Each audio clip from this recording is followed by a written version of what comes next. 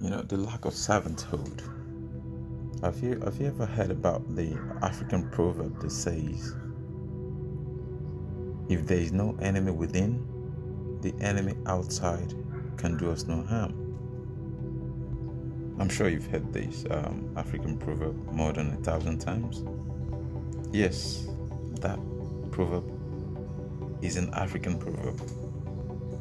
You might ask, why are Africans not practicing their own proverb, their own saying? The truth I will tell you is it's lack of servanthood. You can see this in yourself. It's lack of servanthood, the ability to be in a position to serve others. No one wants to be known as a servant. Everyone wants to be in a position of authority, a position to be served. Either maybe because most people came from poverty and they see being leader as being a ruler of people and not the servant of the people.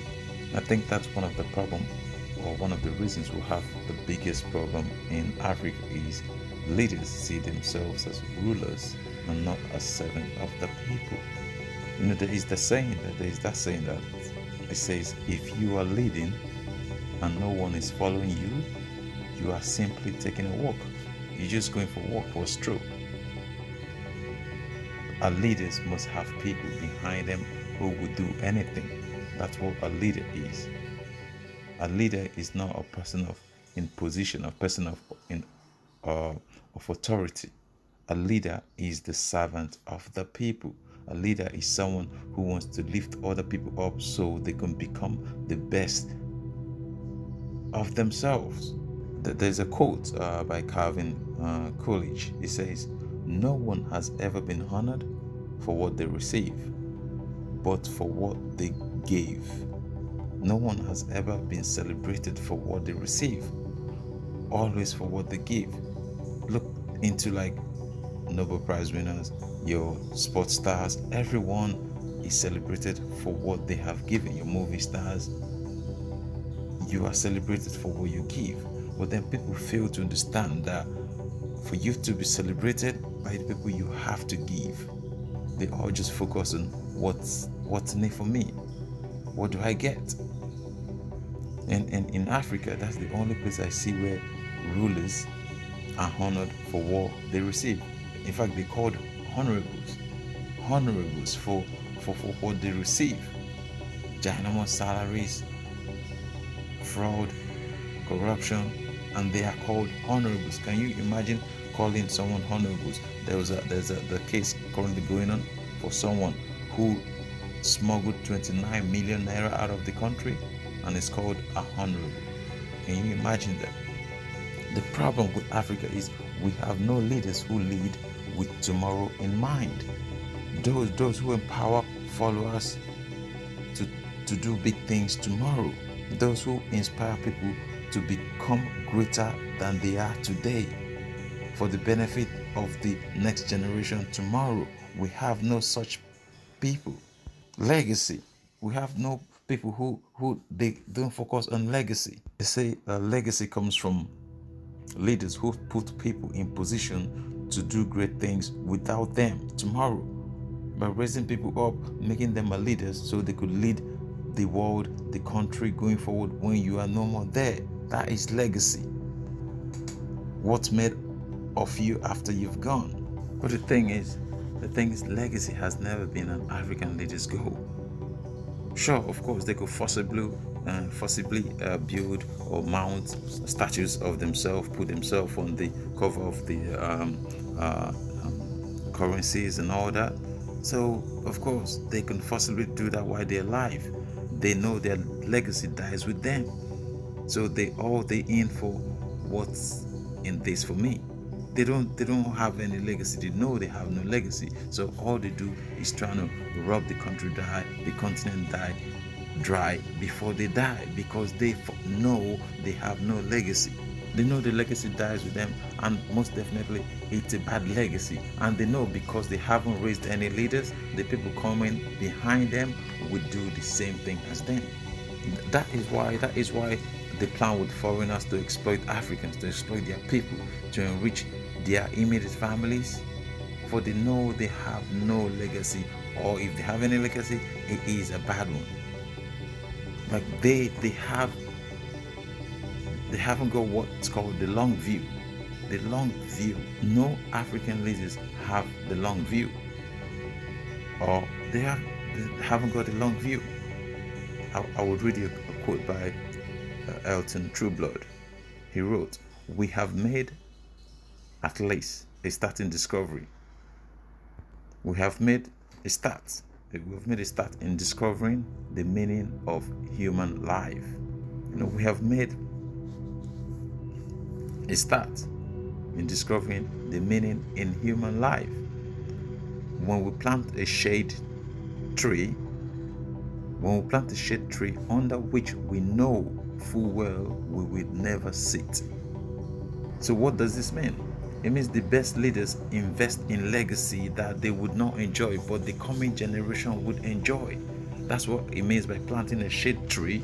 You know that you're not going to be sitting under that tree in years to come, but that shade tree will be there for other people.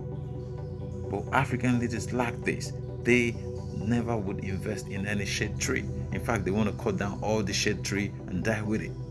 Your legacy should be evident in others. I'll give you a few examples. The problem I see with Africans always comparing themselves with developed nations like America, Canada, the United Kingdom, Germany. They leave other countries which gain independence the same time around them. Take for instance Singapore. Singapore gained independence from Malaysia in 9th of August 1965.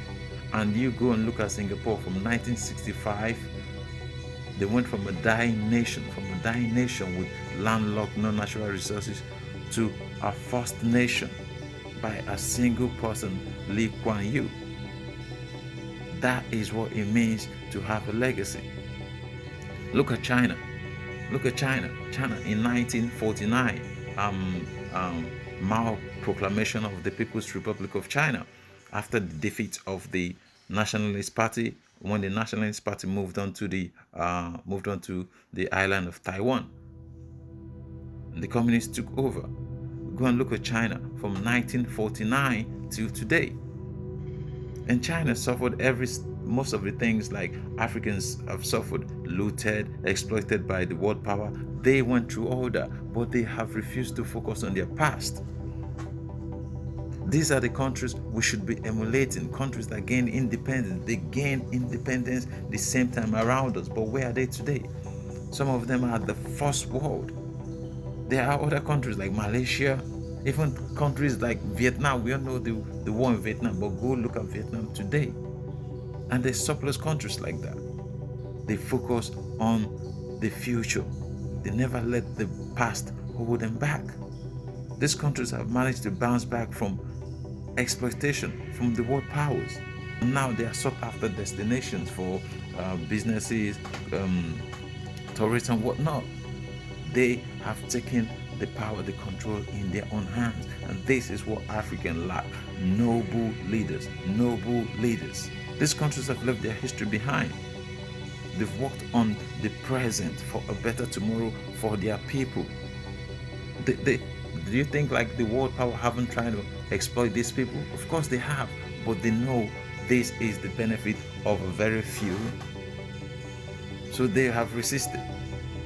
But no, the African people are so self-centered.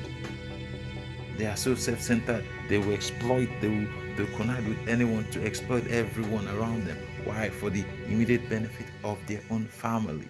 There is the saying: if you keep driving while looking at your rear view mirror, you will never reach your destination. Why? Because you keep crashing, accident after accident. And that's if you eventually make it alive and continue to your destination. That's because Africans are so focused on the past, they never actually see their destination. I was reading a book the other day, and it says how Europe underdeveloped Africa. Of course, it's a business. Every other country wants to underdevelop you and exploit you. But once you agree, you allow them, No one would be able to exploit you if you refuse to give them the opportunity. There's another saying that a slave and a master are in cooperation.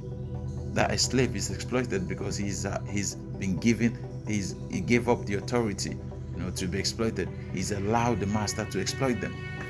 So people always think, oh, the slave owners and the slaves, the poor and the rich. But there is a certain thing. If you don't allow some certain things in your life, it will never take stand.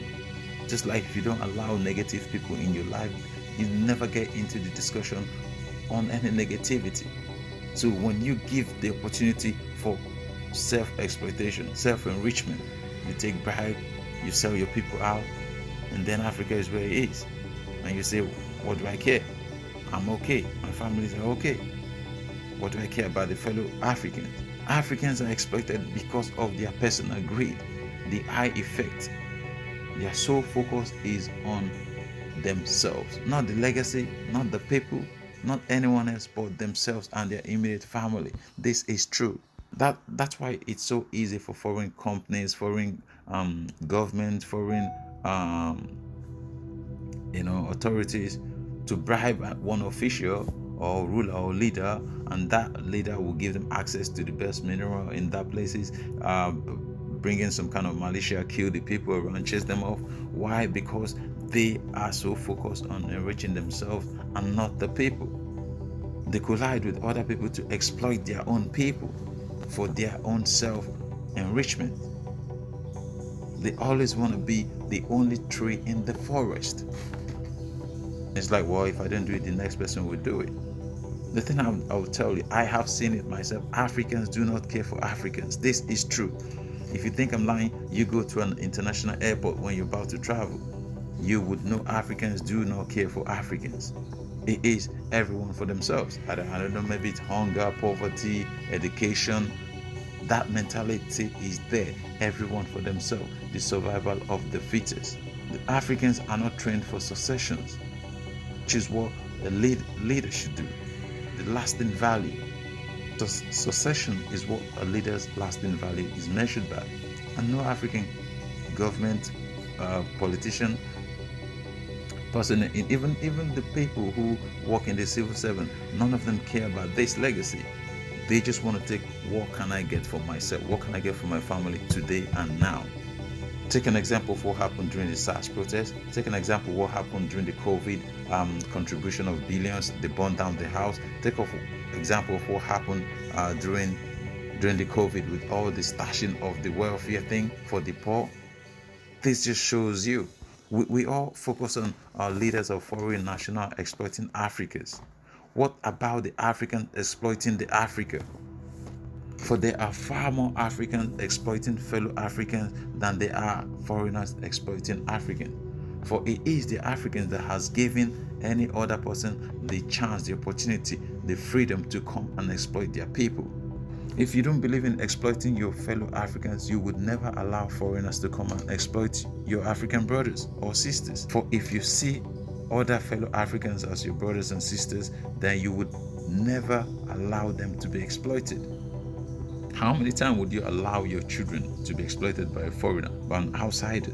Regardless of what you are offered, how many times would you allow your daughter to be exploited by another man?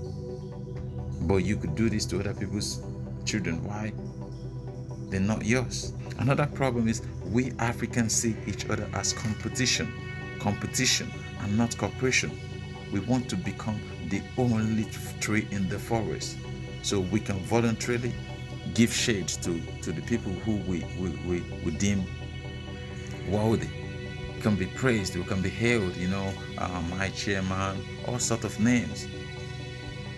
It is mostly in Africa you will see someone, a grown man or a young middle-aged man who cannot even comfortably afford to pay their children's school fees.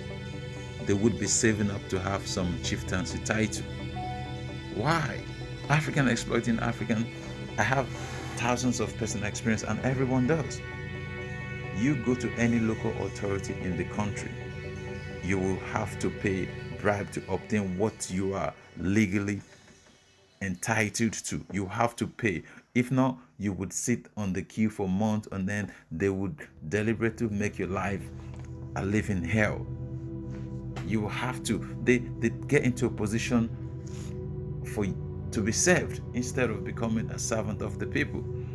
Go to the airport, go to the marriage registry, go to the international passport office, go to the national identity office, go to land registry, go to building registry, or even trying to build a house, trying to start up a business, buy buses or trucks, whatever. For everything you want done in Africa, you must pay bribe. If not, you will never get what you are entitled to. It is that simple. Your own people exploiting your own people, and now you're talking about the government. What about we to each other? The same language, the same village, the same town, and you're talking about the government alone. What about you yourself? What are you doing on a day-to-day? What impact are you making on the life of others? Are you subtracting from their lives, or are you adding to their lives? Go to the pension offices, the roadblocks, police roadblocks, the armies. The army could just come into your house just like that, take you and beat the hell out of you.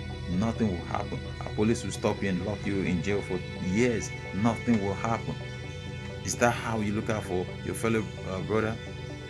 You just go to court and you found guilty for no charges, no evidence, just whatever they comes out of the mouth of the arresting officer. That is it. And just listen to me. All this I'm mentioning, there are no foreigners involved, or elected officials in some cases. These are ordinary people exploiting other ordinary people. This is rife, and supposedly in one country, one people, one goal. I have just mentioned a few just to let you know that Africans are the problem of Africans. When we start looking inward, when we start following our own proverb that says the enemy within ourselves, then we start fixing our problem. Africans are always looking for outsiders. They say you can only change yourself. When you change yourself, you change your environment. But we have refused to follow that. We wait for our environment to change so we can change. There are 6 billion people in this earth. How can we change every other person if we can't change? When we start changing our environment, we start changing the people. Do you know how many migrants are crossing Africa every day, risking their life to get to the Western world? Do you know that each African country has more bilateral trade with the rest of the world than its neighboring African states or African countries? You know, with the increase of influx of migrants every day to Europe, I was reading the other day, they said there was like a 450 migrants each day, sometimes 1,000. It's talked about a lot in Europe. Unless you've not been, following the news. I don't blame you if you don't follow the news, because every time you turn on the news, it's something negative one way or the other. But do you know that for every 10 migrant that sets off from an African state to make it to Europe, only two in that 10 actually makes it to the Mediterranean Sea? And this is not even making it to Europe, just making it to the Mediterranean Sea. And there's less than 1 in 10 that makes it to Europe. Less than 1 in 10 that makes it to Europe. Up to 95% of the Africans are sold and killed by their own people who spoke the same language with them. Believe it or not, before they even make it to Libya, before they even cross the Sahara Desert, about 80% of these people die in the desert. They die of thirst. This is when listen to this. This is when they can't even afford to purchase other people's urine to drink. They ran out of water. They ran out of their own urine to drink. Now they start purchasing other people's urine to drink. This is when everyone runs out of urine to drink. This is not even from accident or being shot by the Arabs or whatever. This is just the amount of people who die just trying to make it to the Mediterranean Sea, to make it to Libya. And those that, for some luck, make it to Libya, they're sold into slavery by their own people who have gone home, promised them heaven and earth in Europe. They bring them to Libya to sell them on as slaves to the Arabs. They teach the Arabs how to torture these people, how to dehumanize these people, how to call these people's family back home for ransom. Do you think the kidnapping you're seeing going around sub-Saharan Africa started today? These are the people who have they've grown this business. Now they are taking it. Well, if there is a lot of money coming from back home, why just wait in Libya? Why not go to the source? These people are pros. The kidnappers, they have the connected links, how to money launder, how to do whatever they want to do. This runs through the length and breadth of Africa. They run wherever they can, see an underbelly, soft underbelly, or in any African state, they go there and exploit it. These people are well equipped than the military. Why? Because they have access to all the connection, all the mines, all the oils, and they sell this to the Western world for weapon. And most of the armies are well equipped than most of the African nations' army. The single reason Africa is not growing is self-greed. You try to start a business today. The people you think you want to empower, you want to create a job for, they will run you to the ground. They will steal everything. Their sole purpose in that business is to run you to the ground. Their only intention is self, what they can get for themselves now. I know this myself. I have a personal experience, a hands-on experience. You're trying to start a poultry business. They will steal all the eggs, kill all the chickens, and ask you, that chicken is dead, can I take them home? Try and start a hotel or restaurant business. They will turn your business into their personal supermarket. Any business you start, the only day you will make a good profit is the day you are there yourself. I've seen this myself. I know this myself. Back in 2017, I started a few business with a friend. While I was in the office, some of the employees, who never knew I understood the language we were speaking, because they spoke in a different dialect or different dialect. They were actually negotiating with customers to inflate, invoices and purchase orders. They spoke in another language. They thought I wouldn't know what they're doing. Right there in my front, and this was meant to be the employee. A truck company business was running to the ground. Every day, the drivers and his journeyman would actually just take the truck to a service gallery, take something out, sell it, and then call and say that thing needs replacing. Imagine that, trying to run a business. I know a lot of other businesses that because of this, they have started employing Indians. Imagine, they have started employing Indians in Nigeria. Not that the Indians are better than themselves. No, they know way better than they know way better than the Nigerians. But they are cheaper. They are cheaper because, of course, they have their own thing, but they are actually cheaper because when you employ just the whole African in every connected side of business, there's the link chain of corruption, a link chain to run your business to ground, a link chain to break your business up. But when you employ a few Indians, at least you're making a loss, but it's limited loss. I know how many multinational companies that have left because of lack of trust. I know many companies now, they only employ people. Honestly, listen to this. They only employ people, and the only criteria is honesty. They believe the rest could be taught, but you cannot teach honesty. I was speaking to my mentor yesterday. He heads a multinational company in the African region, and their biggest challenge, listen to this, their biggest challenge is human resource in Africa. Can you believe this? In Africa, what is thousands of people fleeing Africa every day for Europe, for the rest of the world? Their biggest challenges was human resource, recruiting the best person for the best position, recruiting the person who would have the company's interest at heart. That's just it. Have the company's interest at heart. Be satisfied with your salary. If it's not okay, negotiate a better salary, but work to grow that company, a legacy for the people coming tomorrow. And complain of there's no job. There's no job. Prosperity has taken over Africa. No wonder the people suffer. You know, it is better to be seen doing good in Africa than to be actually good. It is. That is why some people would go to church on Sunday, pledge to give million. I know this. I have been in this place to give millions, pay tithe offering, sow everything, sow seeds, but then they wouldn't pay their staff. But then they wouldn't pay their domestic staff, their company staff. Because why they're doing this, everyone sees them as being good, as the man, the person to talk about. And immediately after this Sunday church services, with their family at the back seat of their car, they probably head to a restaurant somewhere, like high-end restaurant with their family. While their family are on one of the table having a nice meal, they having a business meeting on another table, discussion on how they could purchase truckloads of tramadol, codeine, oxycontin to legally sell to students and children. They know these things are going to damage other people's life. Why they could look their kids in the eye why they're doing this business comfortably, because their sole purpose is about themselves and their families.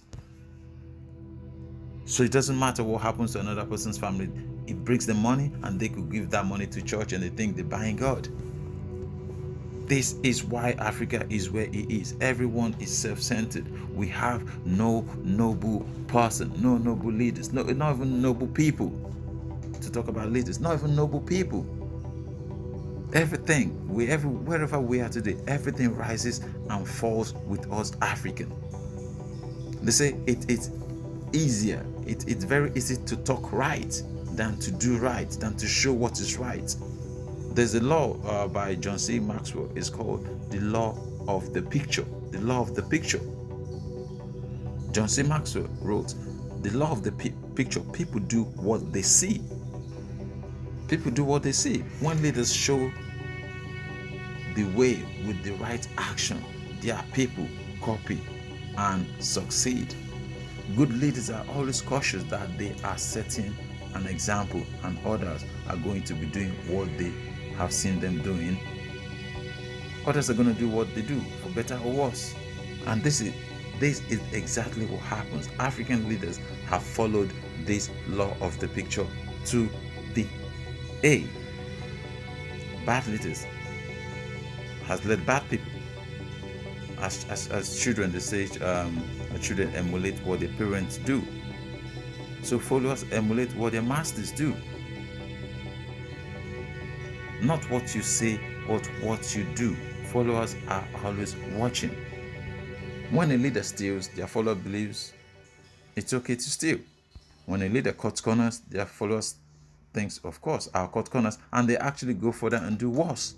People do what they see, not what they hear, not what they told, what they see, actions. There was a case in I think it was Singapore, one of the South Asian countries, where they said an elected official committed suicide just for corruption because he knew what was going to happen to him. Because they've said, not that I'm in support of suicide, I'm not in support of suicide. I'm just saying, when a leader knows that you cannot set a bad example, then they become cautious. They take all the perfect all the chances to become good. The author Vincent Norman Peale stated, nothing is more confusing than people who give good advice but set a bad example, who give good advice by saying it, but their action it's shown by doing the bad thing. Nothing is more confusing. He speaks good, he talks good talk, but can he do, good do? And this happens to me. I remember when I was growing up in the streets of Lagos, because like I said multiple times, tennis, that sport of tennis saved my life. Like everything I am today is because of I picked up a tennis racket. That is it. Tennis saved my life. And I remember when I was a kid, my whole intention was to become the best tennis player I wanted to be. Tennis took me from the streets of Lagos and gave me an intention, a goal. I wanted to become the best, and nothing else would do.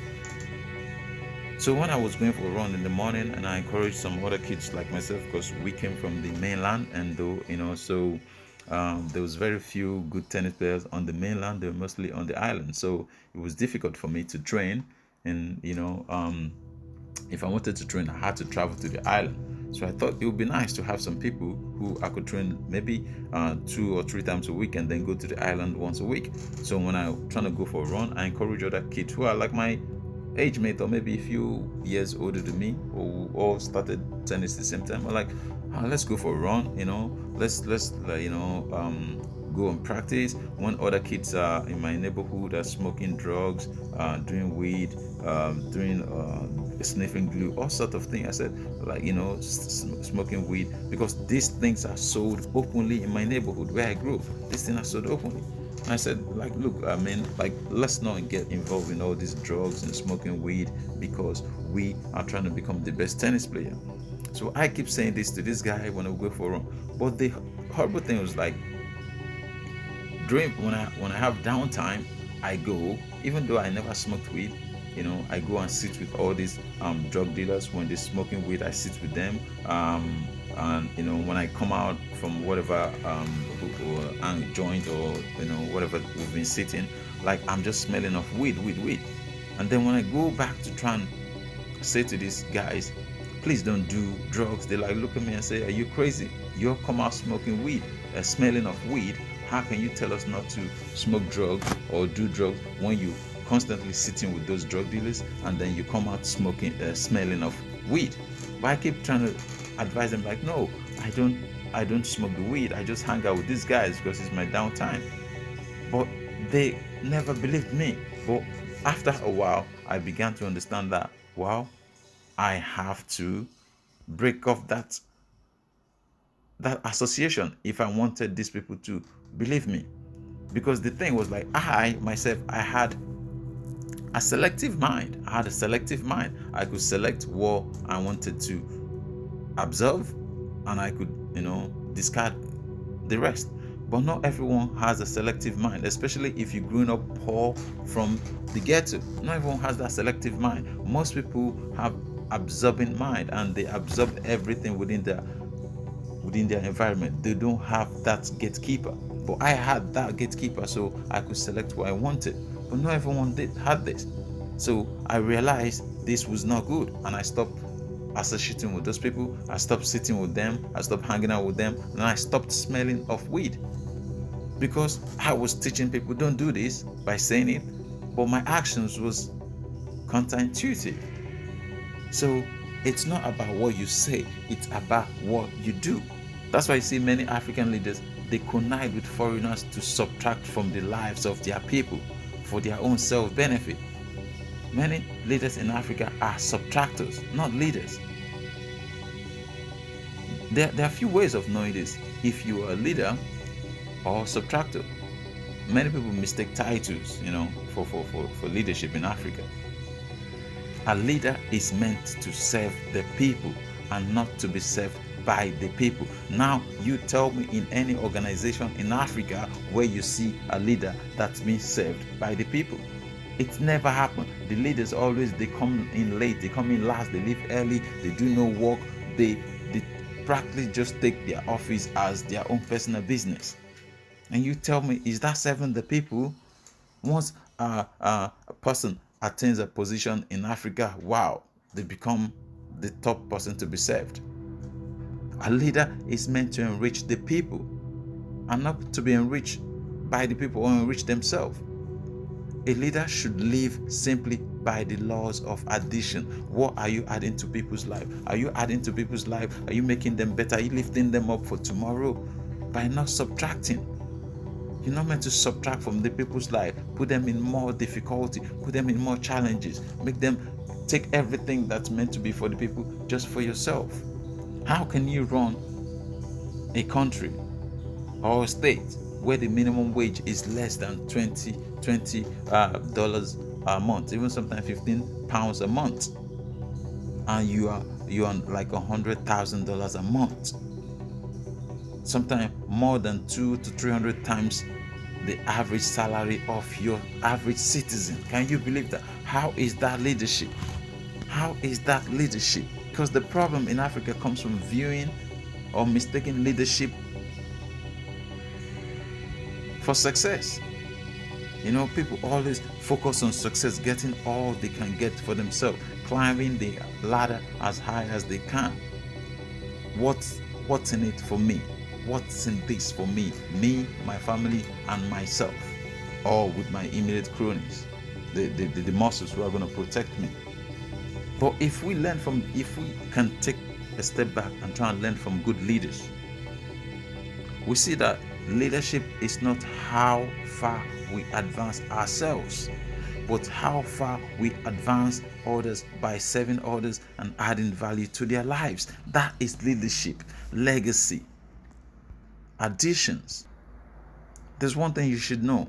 If you're not making life better for people you lead, then you are subtracting from their lives. And you know what happens with subtraction? Subtraction leads to division. When you keep subtracting from people's life, the more they feel, like an outsider, a castaway. And we know what that leads to. There's few leaders I've listened to. John C. Maxwell, you should go read his book, 21 Irrefutable Laws of Leadership, and 21 Indispensable Qualities of a Leader. You should go read that book. I think leaders should read that book, John C. Maxwell. And another leader, you probably don't think of her as a leader, but is one of the most brilliant leaders of our time, Oprah Winfrey. And Oprah Winfrey talks about intention. The beginning of everything is intentional. You look at this. Before you set out to go shopping, you have an intention to go shopping. You don't just wander into the shop and just pick up what you have. No, you must have an intention. And why is intention very important? Intention is important because to lead and to add value to people's life, a leader must be intentional about it. A leader must be intentional about it. It's not by chance or luck. It has to be planned out. It has to be intentionally followed step by step. Do you know why this is important? It is important because we human beings are naturally selfish, naturally self-centered. All we human beings want to care about is ourselves. Survival of the fittest. They tell us, you are in this for yourself. You are on your own. I can't come and kill myself. What's in it for me? We are intentionally selfish. Me included. Every human being, we are naturally selfish. We must learn how to give. We must practice how to give. We must become intentional about helping other people. We all are selfish. So we have to be intentional. We have to think about adding value to other people's life intentionally, day after day. That is the only way to kill the demon of greed, the demon of self-centeredness, the demon of wickedness, the demon of what's in it for me. Take for example, great people who have made great differences in people's lives. They intentionally follow this path. Nobel Prize winners. An example such as Martin Luther King Jr., Mother Teresa, even our own African Bishop Desmond Tutu, our religious leader, Bishop Desmond Tutu, won the Nobel Prize. Now tell me any other religious leader in Africa you would honestly say this person can win the Nobel Prize today. You tell me, point one and say this person will win the Nobel Prize today. Tell me one person. These Nobel Prize winners, they are less interested in their position. They are more interested in their positive impact on other people. These people set out to give. They set out to add value to people's lives. And in return, they end up receiving Nobel Prize. Their desire was to engage in noble services to their fellow human being. That is it. They say you can only receive by giving. You can only go up a ladder by letting go of the lower ladder so you can grab hold of the higher one. These people set out to give noble services to the fellow human being. Now tell me, this in Africa, now the two major companies, the two major organizations in Africa today, as in right now, is politics and religion. Politics and religion, those are the two biggest organizations in Africa today. Now tell me, how many people in those organizations will you comfortably say are offering noble services to the lives of other people? They are giving to the lives of other people.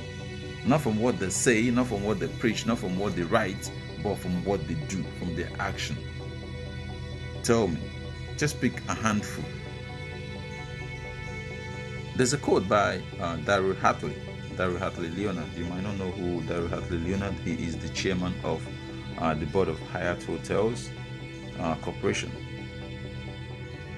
He says, when a person moves into a position of authority, listen to this please carefully, especially my African brothers. When a person moves into a position of authority, and Daryl Hartley would know he is a person in a position of authority, and he's saying to you, when a person moves into a position of authority, he or she gives up the right to abuse other people. When you move into a position of authority, you give up the right to abuse other people. But this is the reverse in Africa. When an African moves into a position of authority, they acquire the power. They acquire all the power to abuse everyone. They become above the law. You see this in every day. The police, the army, the SARS, politicians hitting people, smacking people. You know who I am. I would have you arrested. I will have your full family arrested. And they don't only say this, they do it. They move into the position of authority to abuse people. Move into the position of authority to take care of people, to take people's land by force, to chase people out of their land by force, to cleanse some society or some that whatever. That is the problem with Africa. We see authority as a place to conquer order, but instead it should be a place to uplift others. You cannot give what you don't have. You cannot give what you don't have. The African leaders are not giving anything to the people because they have nothing else to give to the people but to take. They are takers. They are subtractors. You cannot be a subtractor and be in the position of adding at the same time. It's impossible. You either one or the other. But African leaders are subtractors. And that's why they collide with anyone who wants to come join them to subtract from their people. They are welcome. You don't have to bribe them that much. I speak to a lot of people who are looking to set up businesses in Africa, but they can't do it. Why? Because their businesses will be run into the ground once they are not there. And other people have so many ideas, they involve in some other thing. They just want to set up something to create a job, create employment, but no, they can't do it. Why? There is no honest person. You cannot train someone to be honest. You're either honest or you're not. You can train someone to become competent in something after a while, to become productive, but you cannot train someone to become honest. Honesty is either you are or you're not. And that is the biggest problem African is facing today. Brothers selling brothers, sisters selling sisters, parents selling children. There was a news the other day, a lady was arrested at Owerri airport. She went to Owerri. I've flown from that airport myself to go and buy a baby. And she's flying back to Abuja. The honesty has conquered the whole continent. And this is not just about the leaders, this is about the people. I've seen it. Multiple businesses have gone underground. Why? Because the owners cannot manage that business themselves. The other day I was speaking to a friend. He just took over the management of a hotel. The owner of the hotel was in Canada. He set up this 5-star hotel, like a boutique star hotel. and it was being run by another person. Do you know that this person ran this hotel to the ground, took all the profit, and went like a few miles away to build his own hotel? Can you believe that? And tomorrow he wants to prosper. He wants his own thing to flourish. Why? His intention was there to run someone else's business into the ground so he can go and start his own business. And you know, there is still the law of karma. What goes around comes around. What goes around comes around. So in Africa, we lack servanthood. We lack the expertise to add to people. We lack honest people. We lack noble people.